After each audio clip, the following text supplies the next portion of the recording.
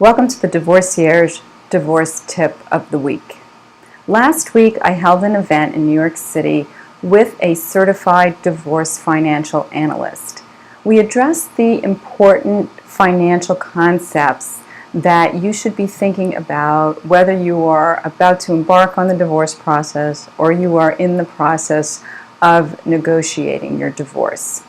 So of course the first concept that you are probably aware of is spousal support, which can also be called alimony or maintenance depending where you live. And that in New York State has recently been changed in terms of how long and how it's calculated, how long you will get it and how it's calculated. So those of you in New York State and in any state, I encourage you to find out what the rules are on how spousal support is calculated, not just the number, which may be based on income, potential income coming in at the moment, various sources of income for each of the parties, but also the duration of the marriage. It's not it's cut and dry. There's some leeway, but the number of years have definitely changed as to how long you may be entitled to spousal support.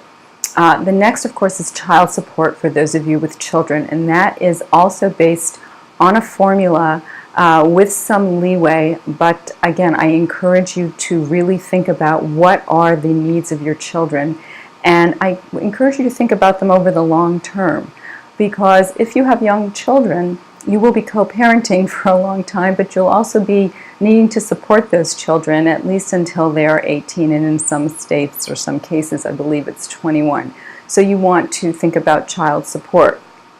You also want to take a look at the assets. So there are the assets that are yours, and then there are the assets that are considered marital assets. And that, I've talked about this in the past, that is something that may surprise you when you start to investigate what is considered a marital asset and what is considered yours alone. And something in your name alone, depending on when it was acquired and how it was dealt with through the length of the marriage, may or may not be a marital asset. So that's a concept you really want to think about. Another one that we talked about is equitable distribution, where equitable distribution means equitable. It does not necessarily mean equal. So I've talked about that before. You want to see which state you live in and what the rules are for equitable versus equal distribution.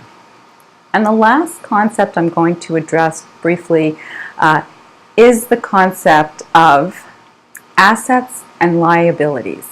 Because not only are you splitting your assets with your spouse or soon-to-be ex-spouse, but you are splitting your debt or your liabilities. So don't forget that. That is marital debt. If debt is incurred during the course of the marriage, it belongs to both of you, unfortunately. So make sure you take those concepts into account.